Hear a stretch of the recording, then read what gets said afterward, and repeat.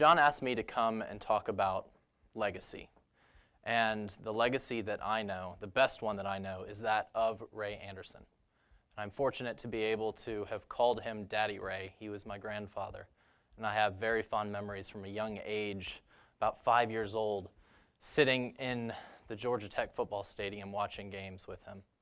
I came to know and love him as a grandfather first, but then as a sustainability hero after that. To begin, I want to use an exercise that Ray would oftentimes use when he would speak to people. So it's going to be a little bit of audience participation. I apologize in advance for that. But if you'll bear with me, I'm going to ask you, all of you, to close your eyes. And I'm watching. I'm going to leave mine open, so I'm going to watch. Close your eyes, and in your mind's eye, think of a place of complete serenity, peace, where you cannot help but be happy. Picture yourself there. Imagine being in that location. And then keeping your eyes closed, I want everyone who pictures themselves somewhere outside to raise their hand. Now open your eyes and look around. We are made for nature. It resides deep within our hearts. And Ray liked to start with that because the message that he had, the story that he had to tell, was amplified when people realized that they had a connection to the natural world deep within them, and that it is shared with all of the people around them. This is a story that begins in a small town in Georgia. During the time of the Great Depression, Ray grew up in West Point, Georgia. It's right on the border with Alabama. And his memories from childhood were simple memories of the joys of fishing and swimming way down yonder on the Chattahoochee River. He went on to fall in love with any sport involving a ball, and football was the one that really took him somewhere. He was able to earn a scholarship to Georgia Tech. And when he enrolled at Georgia Tech, he had dreams of succeeding both as a football player and as a student. In his first year as a member of the junior varsity team, which was required of all freshmen at the time, he suffered an injury that ended his playing career. And maybe nowadays, if that happened to a student, they might not have a chance to go back to whatever school they're at. But his head coach told him, if you keep your grades up, you can have your scholarship for all 4 years. Ray did that. He succeeded at Georgia Tech, and he was grateful to his coach. He was grateful to that institute for the rest of his life. It was one of his great loves. And those memories that I have at those football games and those basketball games were oftentimes memories of him yelling very passionately about the thing that had just not quite gone right on the field.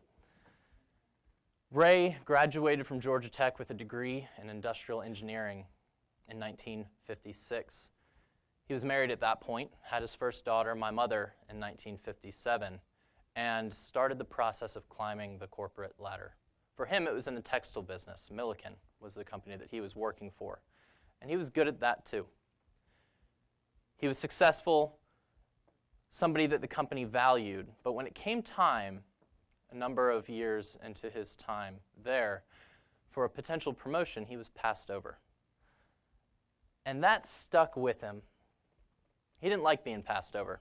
He wanted that job that he didn't have, and it placed in his mind a thought that I think every entrepreneur has at some point before they start a company. I think he said something to the effect of, do I have to work for somebody? He liked the idea of being his own boss, but he needed the idea of what he could do. Textiles is what he knew. Well, it was about that time that on a business trip to Europe, he saw something that he hadn't seen before. And he looked at it and he said, that is brilliant, it is so right, so smart, and it can work in the United States. The idea was cutting carpet into squares. That had never really been done before. Again, it was going on in Europe, but Ray realized that that was going to be the floor covering for the office of the future.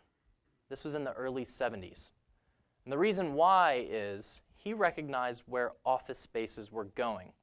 In the past, offices were a lot of compartmentalized rooms. They were shifting to wider open spaces where people would work in that open space. You're in an open space like that now. And let me ask you this question. If this was your office, Where would you put the wires so that you could plug things in? It had been in the walls when you had compartmentalized spaces. There aren't walls here that you can put the wires into. It has to be in the floor. And it's a lot easier to get to those wires and work on them if you can pick up a square of carpet, access the floor, and then just put that carpet tile back. That was the big idea. He looked around the corner and he said, something better exists. So he went for it. He bet the farm. Ray took out his life savings, went and raised other funds, found the right people, the right equipment to start this company. And the company, Interface, was begun in 1973. And as with many startups, especially startup manufacturing companies, you've got to be out there making the next sale. And the chances of your success aren't necessarily that high until you just keep going, and eventually build enough momentum that you know you're going to be fine as a company. Well, Ray didn't want just fine. He wanted to continue to grow and to show everyone that carpet tile was a better way to carpet floor. So he grew the company and grew it, and by 1983, he was able to take his company public. That is a day of celebration for any entrepreneur. The moment that you can take your company public. Yes, there's the financial inflow that lets you know you have a secure financial future. But more than that, that's a moment where a business owner says, other people want to have an ownership stake in what I built. And the pride that comes along with that is something that he certainly valued. The company continued to grow to acquire other companies. In fact, the company that he had seen manufacturing carpet tile in Europe, they bought that company. They took it global. And by 1994, Interface was doing about $1 billion a year in sales with manufacturing across the globe. And Ray was 60 years old. He had run this company the entire time, and it was about that time where he felt like, what was the next step? There's got to be something else that I'm going to do in my life. Here I have built this company. This is my life's accomplishment. Should I retire? Chase a little white ball around a golf course? He didn't really like that idea very much. But he didn't know what it was that he was going to do. 1994 was an important year for other reasons. And it's because, in particular, a few customers out in California started asking a question of Interface salespeople they'd never heard before. What is Interface doing for the environment? One of the people who asked that question of Interface was John Picard. He targeted Interface and said, these guys just don't get it. He said that to my grandfather. You just don't get it. And Ray, who thought a little highly of himself, he'd been successful his whole life, sat there and was like, don't get what? Which was the problem. Well, when a customer starts saying, what is Interface doing for the environment, a smart company realizes that if that's a trend, you want to have a good answer. At the time, Interface was compliant with all environmental laws. Congratulations. You tell that to a customer, it's going to sell you that much carpet. You've got to come up with a vision, something that can convince people that you genuinely do care. But the company didn't care at the time. Ray didn't care. Still, strategic decision-making, you want to get a task force together to talk this out. Develop a company-wide mission. Give this to the sales force so that they are equipped. About 25 people were gathered together, and the task force was set to launch on August 31st, 1994. The people who were bringing it together said, Ray, you're the CEO, you're the founder. You're the one who needs to come and give us your environmental vision. Kick us off. He didn't want to do that. He actually fought them for a while, but they stuck with it and eventually talked him into giving this kickoff speech. With about 2 weeks to go before this speech, he didn't know what he was going to say. And it really did gnaw at him. He was worried about it. He'd never been in that situation where he was clueless about what message he would convey to his company. It was at that moment that, almost through serendipity, a book landed on his desk. The book was called The Ecology of Commerce. It was written by Paul Hawken, who John Stewart mentioned just a moment ago. Ray picked up this book, looking for inspiration, and started flipping through the pages. He took it home with him. And as he was sitting in bed reading this book, he got to the second chapter. It was titled The Death of Birth, which is a reference to the loss of species on our planet, which, by the way, is currently going on at a rate 1,000 times the natural rate. We're doing this as a species.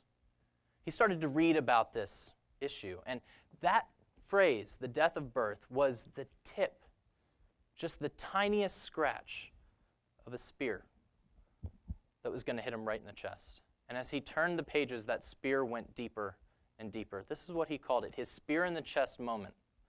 Reading this book, he read it the entire night and was moved to tears. It was a deeply emotional experience for him. This book convicted him as a plunderer of the earth. Its thesis was that business and industry is the sector causing the greatest environmental harm and degradation that we experience globally. But business and industry is the only sector large enough, powerful enough, pervasive enough, well enough organized, and well enough capitalized to take the leadership role in getting us out of the mess that we've created. Ray had his environmental vision. And a couple of weeks later, when he stood before this task force, again, August 31st, 1994, just over 20 years ago, he shamelessly plagiarized from Hawken. Basically just rinse and repeat, same thing that he said. He went on to become a very good friend of Paul Hawken, so I don't think Paul minded too much. But he stood before his company and said, I believe that business and industry has to lead. And if that's true, who will lead business and industry? Why not Interface? In fact, it will be Interface. Imagine that. You have a successful company. It is public. There are shareholders on Wall Street that have a vested interest in what this company says and does. And here, the founder and CEO says, we are going to be sustainable because it is the right thing to do. The thinking at the time was that if you go green, you will harm your bottom line. Ray said it didn't matter. This was the right thing to do. He realized that it wouldn't matter.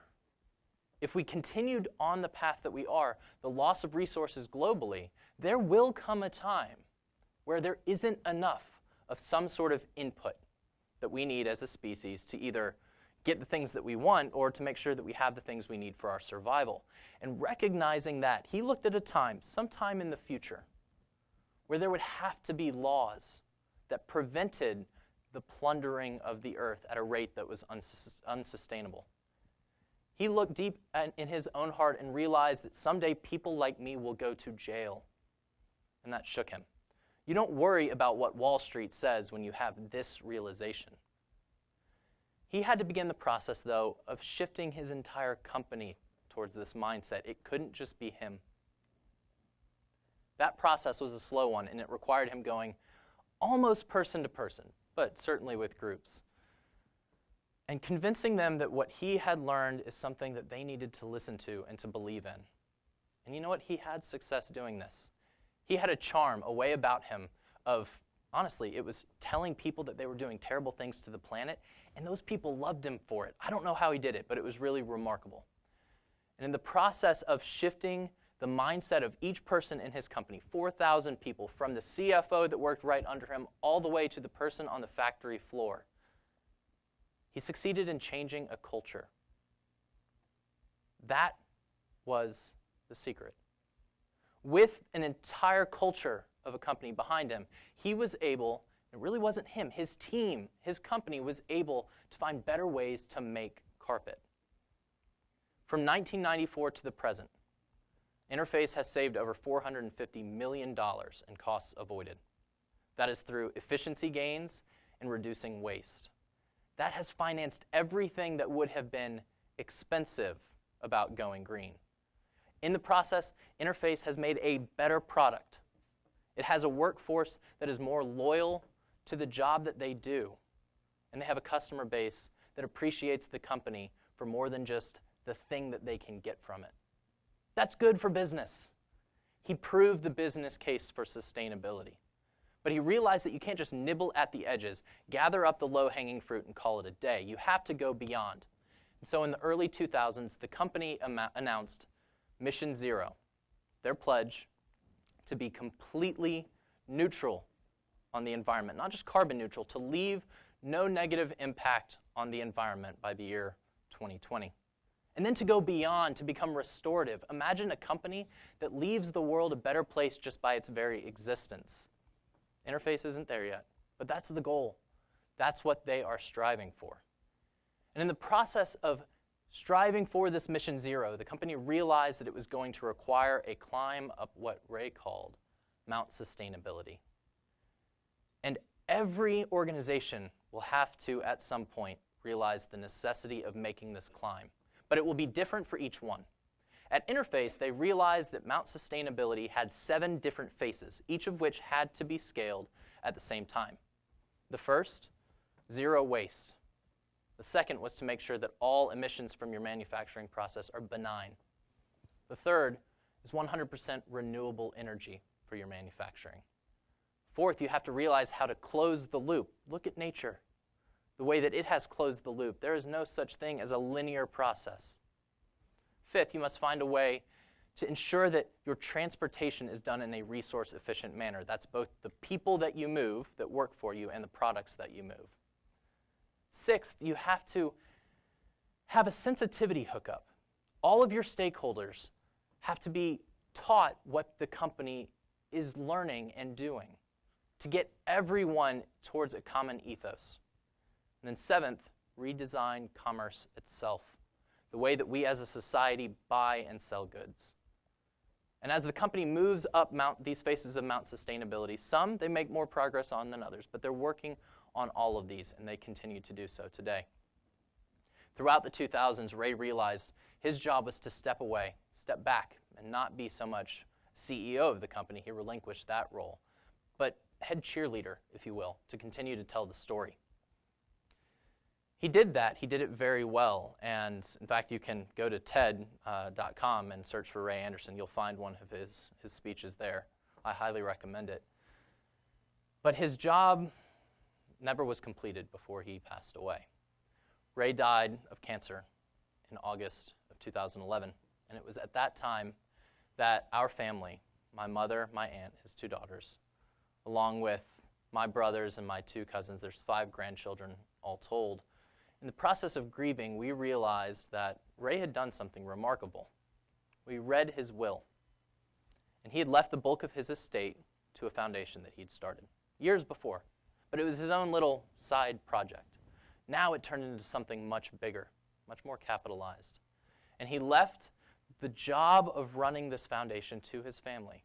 The trustees are his daughters. They had to create the vision for this foundation. And the idea was, we know that Ray would have wanted us to pursue sustainability, but the thing is, he didn't leave any instructions. It's left to us to figure out exactly how we are going to carry his legacy forward. We've been in the process of doing that. They asked me, my mother and aunt, to be the director of the foundation about 1.5 years ago. One of the greatest honors of my life, to be able to work with family, to carry forward Ray's legacy, to work for the betterment of the environment. These are passions that I'm so grateful that I get to pursue on a daily basis. We feel that we have been effective. We're still new at this, 3 years old as a foundation. We are grant makers. We look for nonprofits and universities who have their boots on the ground advancing sustainability, and we support them. We give to others in Ray's name, which is the greatest gift that he could have left his family. It's something that we're incredibly grateful for. You might think that the story I've just told you is Ray's legacy, or that the foundation that he left his estate to and the work that it does represents that legacy, or maybe it's Interface and the work that they still have to do in their climb up Mount Sustainability. I think his legacy probably encapsulates all of that. But in talking to you all about legacy here, that's not the direction I want to go. I want you to have that story in your mind so that I can make the next point. And it's that Ray's greatest legacy was the people that he inspired and the decisions that he made to take his company and try and find a better way to do business. I always appreciate when somebody comes up and says, "I heard your grandfather speak. He was amazing, and he inspired me to go and do something different in my life or in my career." That happens all the time. It gets a big old smile on my face because I see in them the same appreciation for what he did that I have. The love of this man that I have is shared by many people that knew him or heard him speak. What Ray was able to do better than anyone I've ever known is help people answer one particular question. Why should I care? Why should I care about protecting this environment? The answer to that question is different for every person, but it is a necessary question for every individual to ask before they can become a part of this broader movement. In reflecting upon how Ray helped people answer this question, I've realized that there are 4 types of answers to that question. And I think that each of these 4, in some mix, we all can relate to.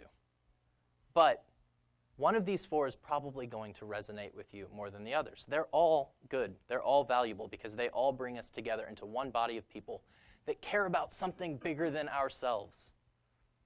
The first is, you should care because sustainability is good for the bottom line. When done right, it is. I won't let anyone tell me otherwise because I have the best example of it. It could be either in your business or it could be in your home. That programmable thermostat that costs you a little bit now is going to save you money if you can just tolerate 68 in the winter and 78 in the summer. My fiance, we've got that fight. When we get married, she moves in. It's going to be one big mess because she's a Florida girl, and she does not do 68 degrees in the house. That resonates with a lot of people. They say, I'm going to do the common sense thing, and I'm going to save a little bit of money. Maybe the second reason, maybe a reason that resonates a little bit more with you of why you should care, is because nature is inherently good and worthwhile of our time to protect it. Put yourself back in that place of complete serenity, peace, and joy. Put yourself there for just one moment, and then imagine a bulldozer going through it. If that doesn't make you sad, if that doesn't diminish your joy, your peace, and your serenity in that moment, then you and I aren't the same people. I think we probably are. Nature deserves, inherently, our love of it. Maybe, similar to that, but a different reason, there's a moral calling. We heard earlier today about the faith aspects of sustainability, and how important they are. For many of us, it will be our belief in a creator God and his tenets, his or her tenets, that convince us that we have a responsibility towards protecting that creator's creation, our planet. I'd say that one's probably the one that resonates most with me. The fourth, and I think this might have been the one that Ray cared about the most, is an altruistic understanding of this, a highly social one. Maddie, I think you were the one that pointed out the importance of social aspects to environmental causes. Ray was motivated by a love of tomorrow's child. Tomorrow's child was the embodiment of all future generations to come to this planet, to enjoy what it has to offer. Ray wanted to work as hard as he did for my benefit and for my children's benefit and for the children of everyone that he ever met. They were deserving of it. So be it a desire to save a little bit of money, or maybe a lot of money, depending on exactly what it is that you do. Perhaps you just recognize that love of nature. It might be your morals, your love of a creator God, or it might be your appreciation for your children, your grandchildren, and generations to come. Each of these help us answer that question, why should I care? And I can tell you that tens of thousands of people that heard Ray speak, or maybe talked to somebody who had heard him speak and carried his message forward, they could answer that question for themselves because of Ray Anderson. That is his legacy. And in thinking about what our legacies will be, I think it's crucial to recognize the importance of doing good things, green things in our own lives, but recognizing that those won't be enough unless if we inspire other people to do it with us. I hope that you go home from this conference on fire to connect with people, to inspire and be inspired by them. It's the most amazing miracle of humanity, our ability to connect to other people. Cheers, y'all. Thank you very much.